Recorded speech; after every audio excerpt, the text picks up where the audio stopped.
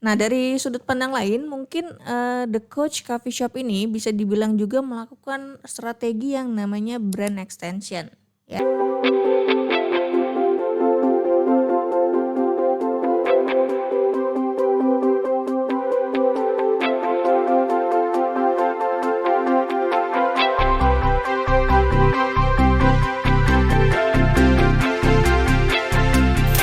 Jadi kembali lagi ke kitab kami gitu ya, Kotler, Keller, dan Chernev. Brand extension atau perluasan merek adalah ketika suatu perusahaan menggunakan merek yang sudah dikenal dengan baik untuk memperkenalkan produk baru di kategori produk yang berbeda ya.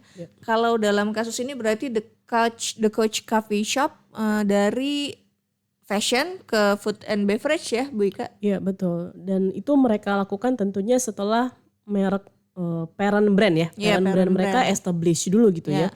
Setelah establish kemudian mereka melakukan yang namanya brand extension.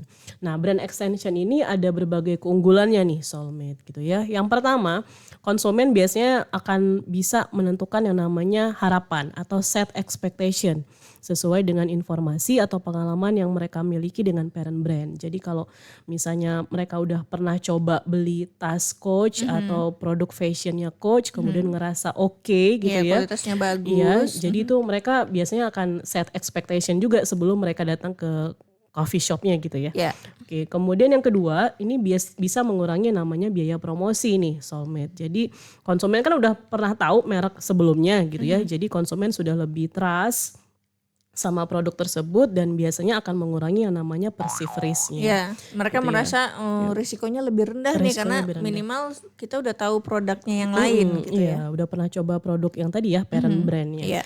Nah, jadi kalau extension-nya sukses gitu ya, biasanya si parent brand-nya ini akan semakin menguat dan bisa memberikan ide untuk perluasan merek yang lain. Iya, jadi mungkin bisa aja nanti Coach kalau sukses di food and beverage-nya 5 tahun ke depan akan masuk ke kategori produk yang lain gitu ya. Nah tapi yang namanya produk nih sama kayak manusia nih Bu Rahmi. Jadi ada kelebihan kekurangan. Oh gitu.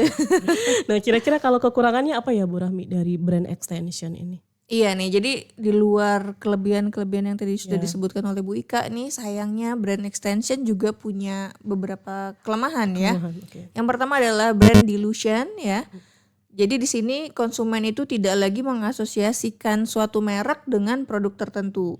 Ini kasus yang pernah terjadi ya, mungkin bukan di Indonesia tapi di luar negeri ya. Terjadi pada Cadbury nih. Kalau teman-teman Soulmate dan Bu Ika dengar Cadbury pasti asosiasinya langsung coklat dong ya. Nah ternyata dia mengeluarkan produk instant smash potatoes. Bener-bener ini ya berbeda jauh ya dari manis ke gurih atau asin. Gurih ya atau asin gitu. Jadi udah gitu jenis makanannya juga berbeda gitu ya. Nah jadi di situ konsumen merasa kebingungan nih. Jadi kalau misalnya, tapi kalau menurut saya sih produksi instant smash potatoes nih kan nggak terkenal ya. Berarti mungkin nggak sukses karena lebih kuat dia sebagai coklat. Akhirnya justru produk yang barunya nggak bisa nih karena citranya beda gitu ya. Lalu kelemahan lain jika konsumen merasa perluasan mereknya nggak cocok nih Bu Ika, maka konsumen akan mempertanyakan integritas dari merek tersebut. Ini mungkin kita pernah mengalami langsung ya. Bu Ika pernah kenal yang namanya Google Plus mungkin? Iya pernah. Iya pernah ya. Kita dulu tuh nggak tahu nih kenapa mesti nge-install ya. Kita tuh nggak ngerti nih apaan, cuma disarankan oleh Google untuk install ya install gitu kan. Ternyata itu adalah media sosial yang diciptakan oleh Google ya. Tapi kita sebagai konsumen, kami sebagai konsumen tuh nggak ngerti nih cara pakainya gimana, manfaatnya apa bedanya dibanding media sosial lain gitu ya kan. Dan akhirnya emang gak laku di pasaran gitu. Nah dengan kegagalan itu, sementara kan di sisi lain kita menggunakan Google Search Engine ya. Dan kita bisa mengakui bahwa itu salah satu yang terbaik di dunia gitu ya, nyaman, user friendly dan lain-lain. Dengan kegagalan si Google Plus kita jadi mempertanyakan nih kualitas Google secara keseluruhan nih gimana ya gitu. Kok yang ini bagus banget kok tiba-tiba ini ada produk yang gagal gitu ya. Banget. Ya itu gara-gara brand extension ya. Jadi kalau yang ininya gak laku parent brandnya keseret gitu Itu ya. berarti perusahaan harus berhati-hati ya. Jadi pada saat memutuskan mau extension atau mau mengembangkan merek yang baru, bukan cuma menilai ini si merek baru akan ada demand-nya atau enggak gitu ya. Tapi ini bisa setidaknya menyaingi enggak ya si parent brand-nya, karena nanti kalau misalnya gagal akan mempengaruhi kredibilitas si parent brand. Itu nanti kalau ditarik-tarik nanti pengaruhnya ke brand equity itu ya. Nah, Tinggi-tingginya. itu bisa bahasan berikutnya tuh. Siap. Oke, nah sebetulnya strategi perluasan dari fashion ke food and beverage ini bukan hal yang baru ya. Ini lebih dulu nih dilakukan oleh Uniqlo. Oh, Uniqlo lebih dulu. Ya, sebetulnya beda waktunya sedikit ya. Jadi perusahaan pakaian asal Jepang ini membuka kafe di Manila, Filipina pada Oktober lalu ya. Jadi di Filipina. Bukit Bintang Malaysia pada bulan November. Tapi ini diawali oleh Uniqlo Cafe di Ginza, Jepang pada September 2023 lalu. Jadi berurutan ya, September, Oktober, November. Oh, kalau kayak gini berarti duluan Coach ya, yang Coach Singapura ya. Kan tadi itu ya Singapura awal ya, bulan kayaknya April awal ya. 2023 ya, Ya, bulan kayaknya April Coach. tadi ya. Jadi tapi kalau kayak gini memang mungkin mereka beramai-ramai strategi untuk tahun 2023 itu adalah masuk ke kategori produk food and beverage seperti itu ya. Nah, kembali lagi ke Coach.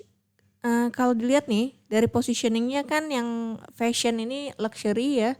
Kalau lihat dari kafenya juga rentang harga kopinya dan makanannya agak mahal gitu ya, dan masuk ke kategori Middle up. Iya, middle up gitu ya, luxury juga gitu. Jadi sepertinya yang disasar sama segmen pasarnya gitu.